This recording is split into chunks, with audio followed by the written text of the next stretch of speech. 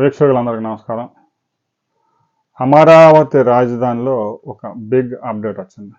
Supreme court ప్రధాన న్యాయమూర్తి justice Surya Kant 2 రోజుల పాటు ఆంధ్రప్రదేశ్లో పర్యటన చేయబోతా ఉన్నారు. ముందుగా తిరుపతిలో ఇప్పటికే నిర్మాణం పూర్తి చేసుకున్న 18 కోర్టు భవనాలను జస్టిస్ సూర్యకాంత్ ప్రారంభించబోతా ఉన్నారు. ఆ తర్వాత అమరావతి రాజధానికి రాబోతా ఉన్నారు. అమరావతి రాజధానిలో జడ్జిలకు సంబంధించిన విల్లాస్ నిర్మాణం ఇప్పటికే పూర్తయింది. దాన్ని ప్రారంభించబోతా ఉన్నారు. ఇక జ్యుడిషియల్ అకాడమీ భవనానికి శంకుస్థాపన చేయబోతా ఉన్నారు. ప్రపంచంలోనే అత్యాధునిక టెక్నాలజీతో హైకోర్టు భవన నిర్మాణం జరుగుతూ ఉంది.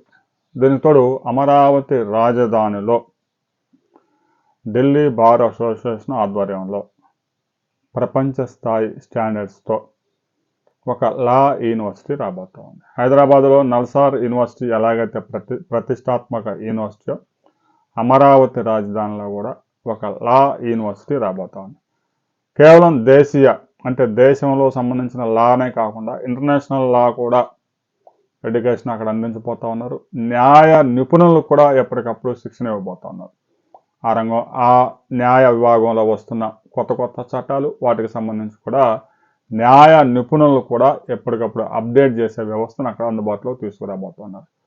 అమరావతి రాజధాని రాబోయే కొద్ది రోజుల్లోనే 2027 డిసెంబర్ నాటికి ప్రభుత్వం 90% ప్రభుత్వ పనులన్నీ పూర్తి చేసుకోవడానికి సిద్ధమవుతా ఉంది.